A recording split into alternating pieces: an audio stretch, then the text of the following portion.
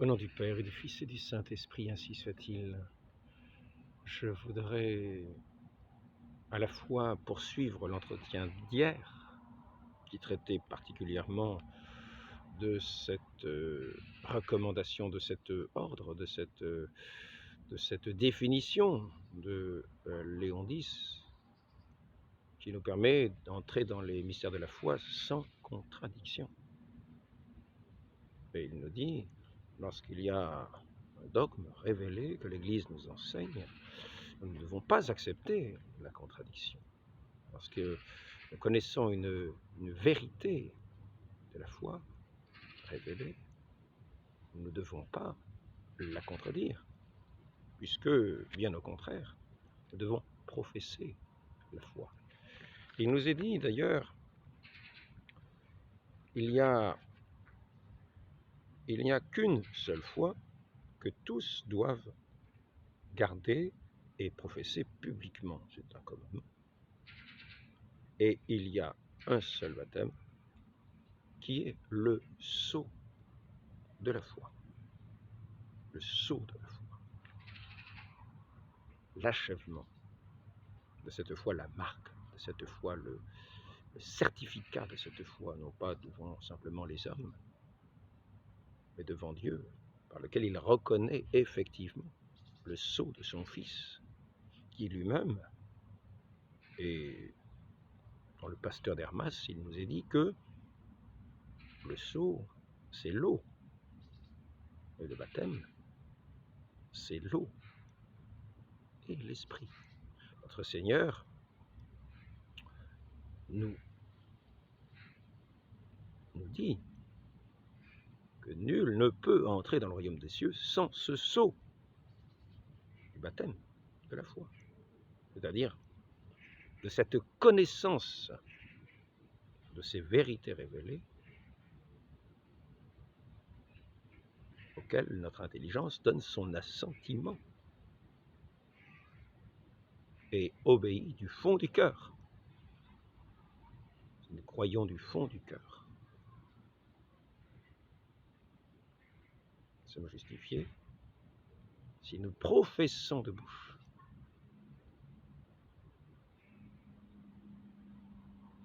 Nous sommes conduits sur cette voie du salut. Donc nous avons l'obligation de professer. C'est ici une injonction qui est faite. Catéchisme du Concile de Trente, il n'y a qu'une seule foi que tous doivent garder et professer. Et un seul baptême qui est le sceau de la foi. Ainsi, nous avons l'eau, comme l'eau de ce baptême, qui est, selon le pasteur d'Hermas, le sceau proprement dit, par lequel avec le sceau qui est le cachet que l'on met sur un document pour le certifier, qui marque son achèvement, qui marque qu'il a toute chose suffisante, et sans ce sceau, il n'y a aucune reconnaissance.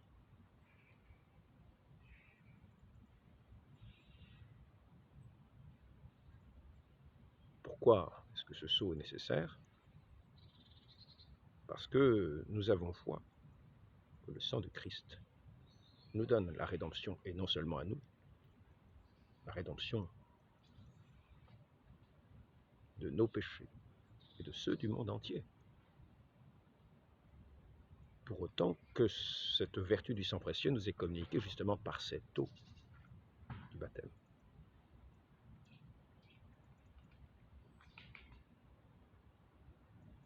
Aussi on pourra dire que le véritable sceau, c'est le sang de Christ, qui nous est communiqué par l'eau.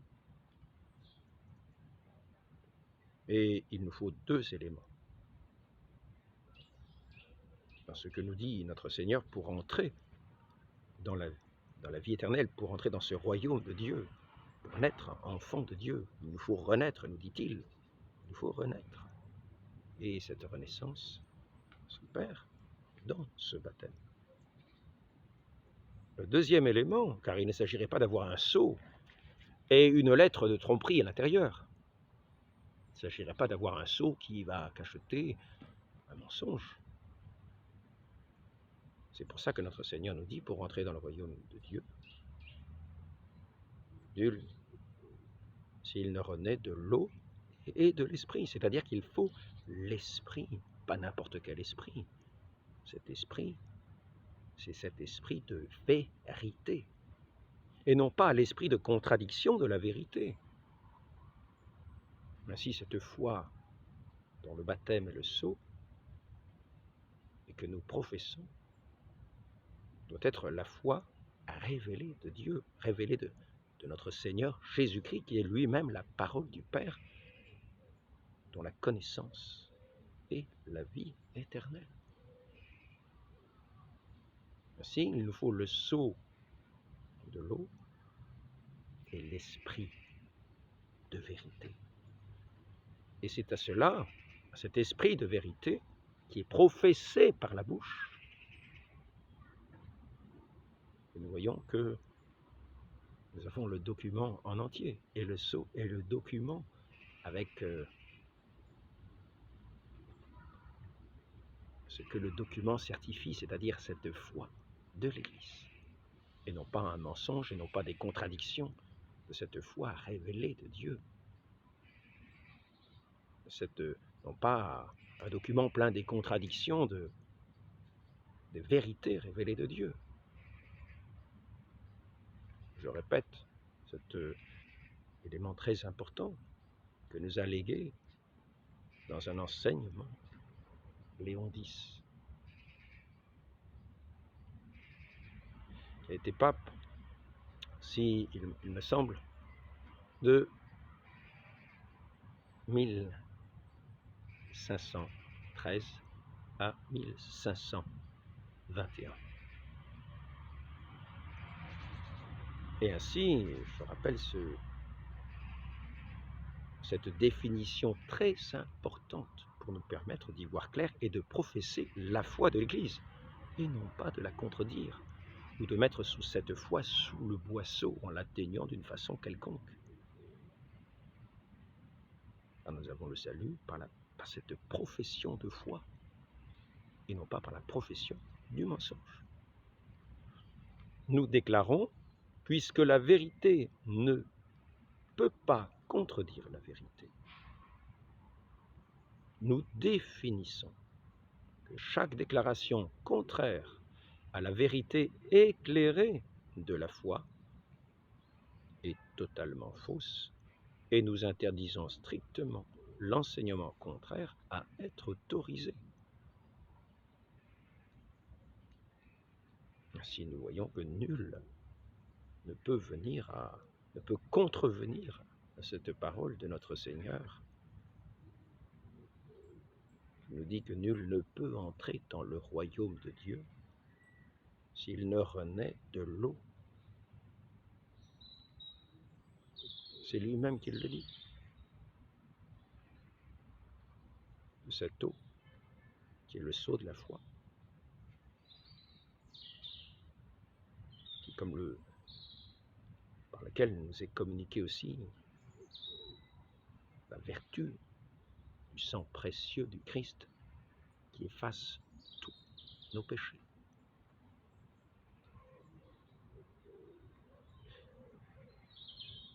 Et de l'esprit de vérité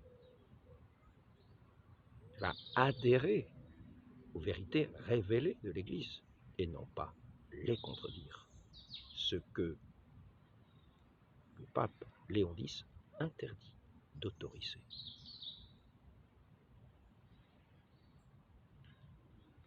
Ainsi, hier, nous avons vu que lorsqu'il est dit dans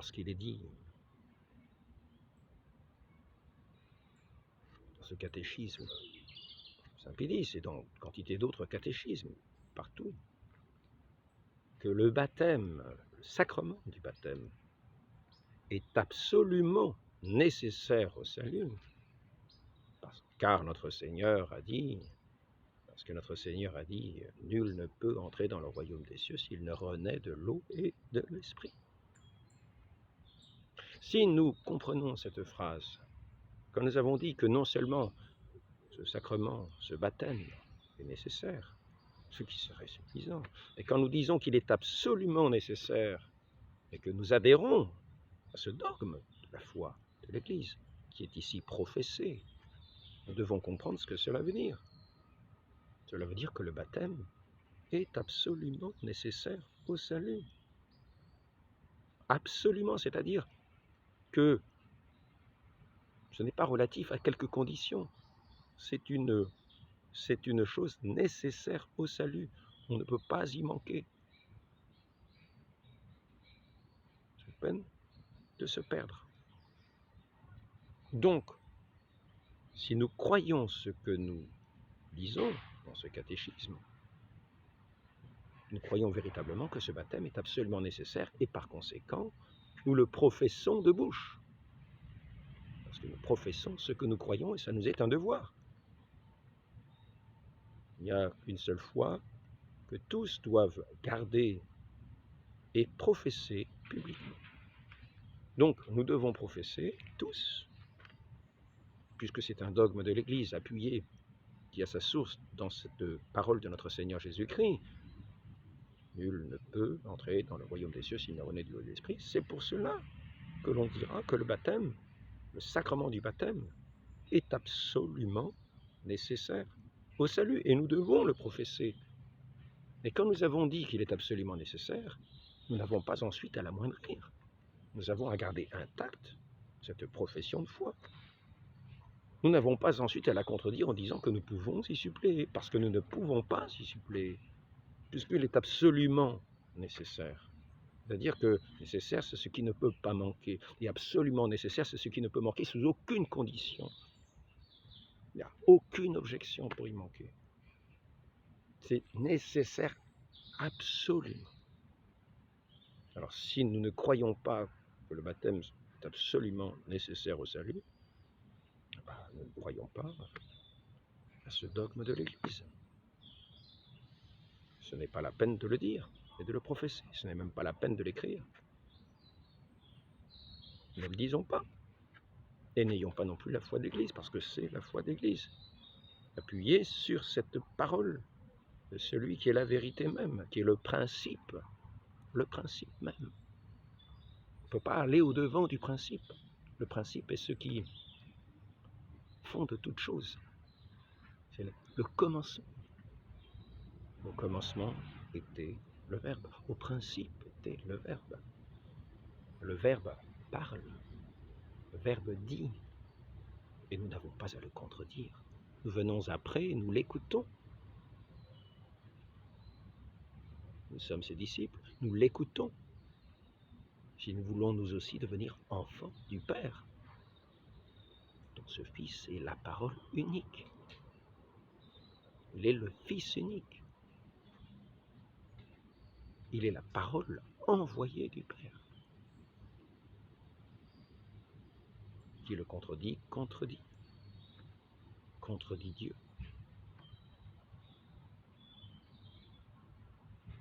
Et donc, la vérité ne peut pas contredire la vérité. Nous définissons que chaque déclaration contraire à la vérité éclairée de la foi est totalement fausse. Ainsi, si le baptême, si le sacrement du baptême est absolument nécessaire au salut, comme l'Église le professe, nous ne pouvons pas dire que nous pouvons nous en passer, que nous pouvons y substituer autre chose, car à ce moment-là, le baptême ne serait plus dit absolument nécessaire. Absolument nécessaire. Maintenant, il y a un deuxième point. Le baptême est le sceau de la foi, nous venons de le dire. Mais ce n'est pas le sceau d'une foi vide, ce n'est pas le sceau d'un vide, c'est le sceau d'un contenu. La foi, c'est la connaissance révélée à laquelle notre intelligence donne son adhésion. Ce n'est pas une ignorance, c'est une connaissance. Car la vie éternelle consiste à connaître notre Seigneur Jésus-Christ, qui est la vie. Qui est la vie éternelle. Je suis le chemin, la vérité, la vie. Nul ne peut venir au Père que par moi. Et c'est dans cette connaissance du Fils que réside la vie éternelle.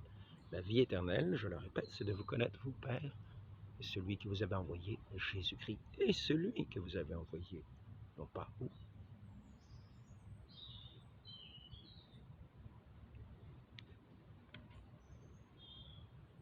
Et donc ici, je répète cette définition de Léon X, la vérité ne peut pas contredire la vérité. Et voici donc le deuxième élément important, à savoir que ce sceau de la foi est posé sur un contenu. Il y a le sceau et l'esprit de vérité, qui conduit à la vérité tout entière. Sans cet esprit, nous ne connaissons rien. Le monde est incapable de la vérité. Le monde est incapable du Saint-Esprit, parce qu'il ne le voit pas, ne le connaît pas. Et ainsi, nous avons cet autre enseignement de l'Église, qui cette fois-ci est tiré du catéchisme de Trente, mais je dirais, il est nécessaire pour tous les hommes, il est nécessaire pour tous les hommes de connaître la doctrine chrétienne, car sans cette connaissance, c'est une connaissance, ce n'est pas une ignorance, sans cette connaissance, on ne peut arriver à la fin pour laquelle Dieu nous a créés. La vie éternelle, dans la connaissance de ce Dieu, entrer dans son royaume, dans sa gloire, dans sa contemplation, dans sa joie, dans son amour, dans sa grâce, dans sa vie. Donc, voici ce qu'enseigne l'Église. Il est nécessaire pour tous les hommes de connaître la doctrine chrétienne. C'est une nécessité. Vous avez une référence à l'Écriture. Il a plu à Dieu, par la folie de la prédication, de sauver ceux qui croiraient. Et voici maintenant ce qui va confirmer que cette connaissance, cette foi catholique est nécessaire, c'est qu'il est dit ici que c'est un dogme. C'est un dogme auquel nous devons adhérer. Un dogme, un enseignement de l'Église, un enseignement donc révélé, puisque c'est un dogme. Ainsi, je vais vous lire tout simplement. Il faut spécialement veiller à ce que les fidèles eux-mêmes aient profondément gravé dans l'esprit ce dogme de notre sainte religion sur la nécessité de la foi catholique pour obtenir le salut. C'est un dogme. Et donc, je veux bien répéter cette phrase de façon à ce qu'on y fasse très attention. Il faut spécialement veiller à ce que les fidèles eux-mêmes,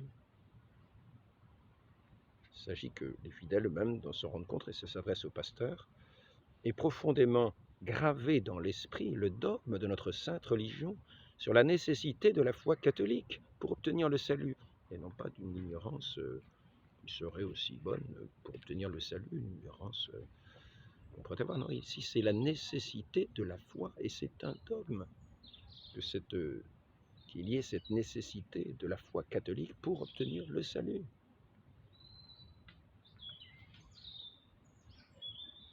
Et donc, la vérité ne peut pas contredire la vérité. Nous définissons que chaque déclaration contraire à la vérité éclairée de la foi est totalement fausse, et nous interdisons strictement l'enseignement contraire à être autorisé.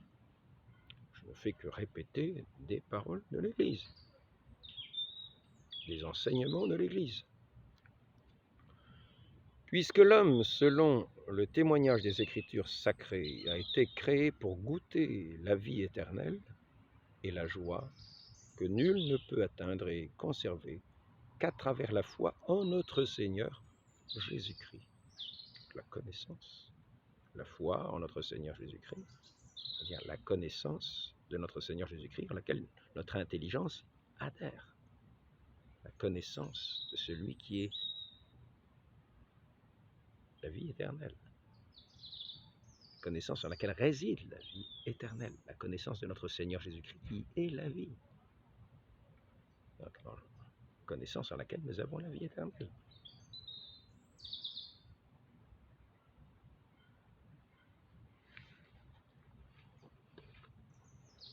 Donc,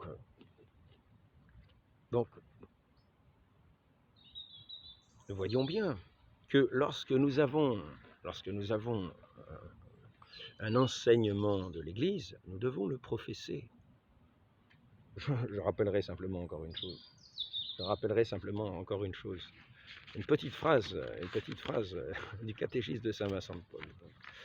C'est un catéchisme qui était un catéchisme à la rencontre, afin que les gens qui ne connaissent pas les vérités nécessaires au salut puissent les connaître, les entendre. C'était un catéchisme tout simple. Et je me souviens, quand j'étais à la maison mère des Lazaristes, que j'avais appris ce catéchisme par cœur et que je posais ces questions élémentaires aux religieuses que je rencontrais, aux frères que je rencontrais, à ceux qui étaient à la porterie un peu partout, et même dans la rue, et même dans différents endroits. Je posais ces questions élémentaires. Et ça m'avait fait un grand bien de l'apprendre par cœur, ce catéchisme, voyez-vous. Ben, aujourd'hui, malheureusement, ça fait quelques années de cela, et je l'ai oublié un petit peu. Quelle est la première chose requise pour faire son salut et vivre en bon chrétien? Connaître Dieu. Bon, c'est la réponse. C'est la troisième journée de ce catéchisme, c'est la question 1. Quelle est la première chose requise pour faire son salut et vivre en bon chrétien? Connaître Dieu. Alors je rappelle, Saint Vincent de Paul est le fondateur de la congrégation de la mission. C'est là pour enseigner, pour dire les vérités nécessaires au salut.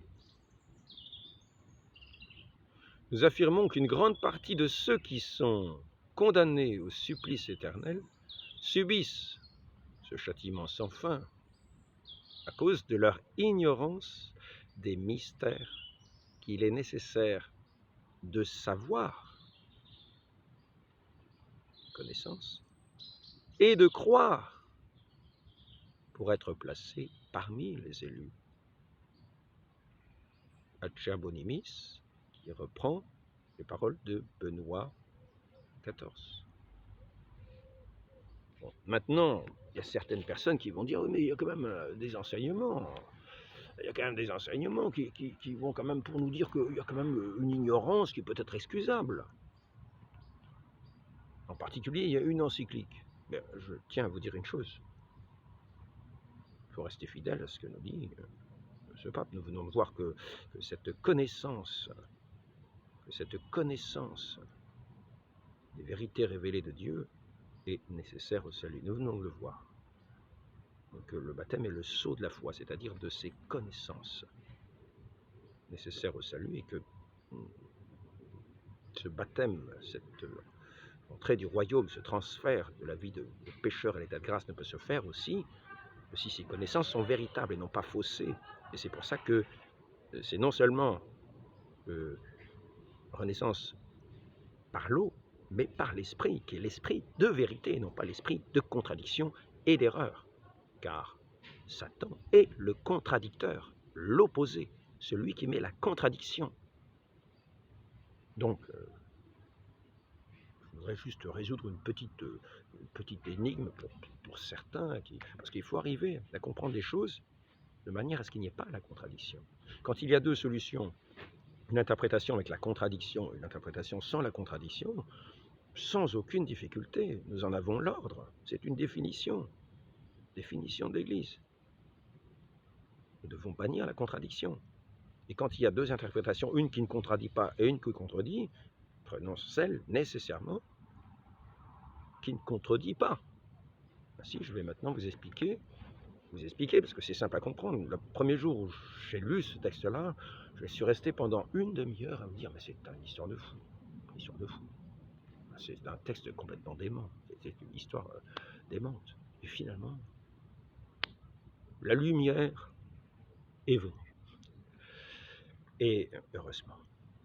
Ainsi, il est dit dans un texte, dans une encyclique, qui est introduite en parlant des ténèbres de l'ignorance qui sont dissipées par les lumières de la foi.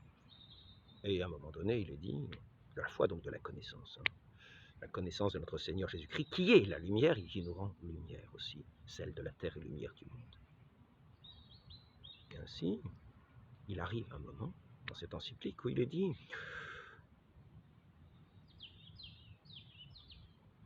en dehors de l'Église, il n'y a pas de salut à attendre, hormis pour ceux qui ont l'excuse d'une ignorance invincible, pour ceux qui sont dans une ignorance invincible.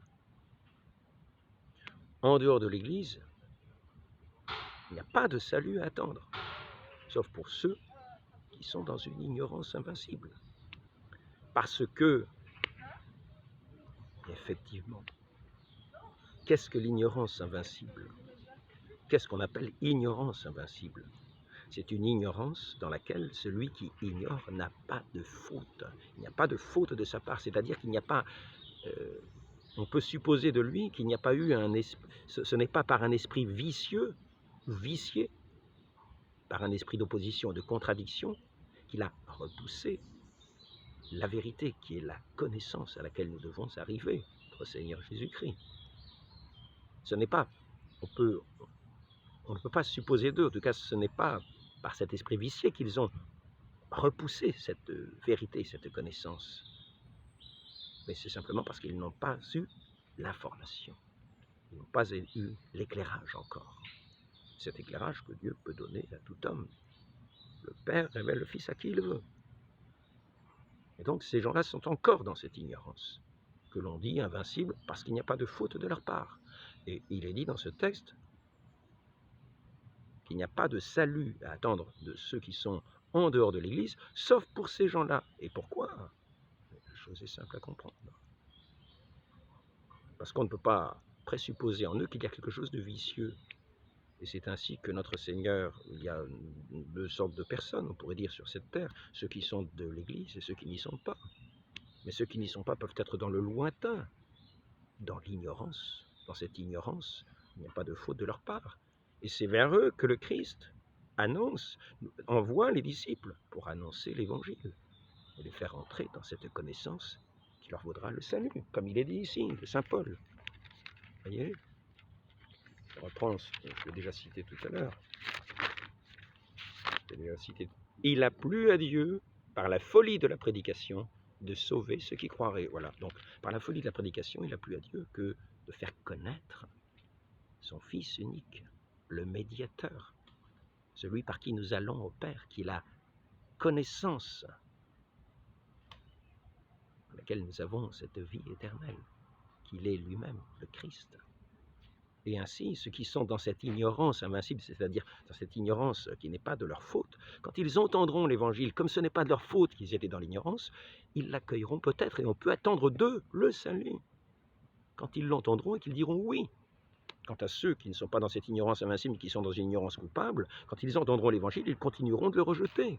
Mais les autres, où il n'y a pas de faute de leur part, quand ils entendront l'Évangile, s'ils sont bien disposés, on peut attendre d'eux qu'ils disent oui, et qu'ils entrent dans cette Église, en dehors de laquelle il n'y a pas de salut.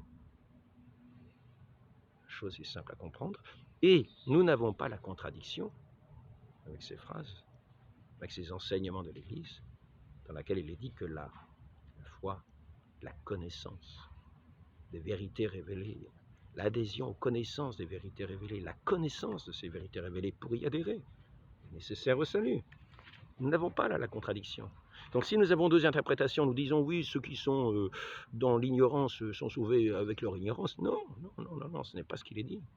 Il dit que ceux qui sont dans cette ignorance, et là il n'y a pas la contradiction, pourront entrer dans cette connaissance s'ils sont bien disposés. Et jusqu'à présent, rien ne permet de dire qu'il y a faute de leur part dans leur ignorance. C'est pour cela qu'on peut attendre d'eux le salut. Donc dans ce que je viens de dire, si vous le comprenez bien, tel que je vous le dis, il n'y a pas de contradiction avec le fait de dire il est nécessaire pour tous les hommes de connaître la doctrine chrétienne, car sans cette connaissance, on ne peut arriver à la fin pour laquelle Dieu nous a créés. Pas de contradiction. Si par contre vous dites que dans l'ignorance, vous êtes sauvé quand même, là effectivement, même en disant que c'est une ignorance invincible, que ce n'est pas de sa faute, ben là vous êtes en contradiction.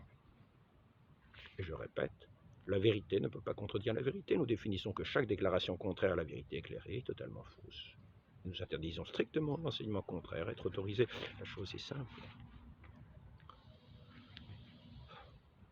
Il faut spécialement veiller à ce que tous les fidèles, eux-mêmes, aient profondément gravé dans l'esprit le dogme de notre sainte religion sur la nécessité de la foi catholique pour obtenir le salut éternel.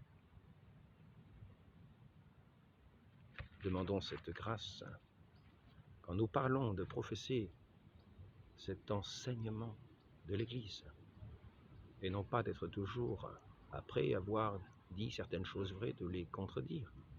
Ce qui n'est pas permis. Demandons cette grâce à la très sainte Vierge Marie, qui n'a pas été et oui et non, mais qui devant l'ange n'a pas dit oui mais, elle a dit oui, voici la servante du Seigneur. Elle a accueilli la vérité tout entière.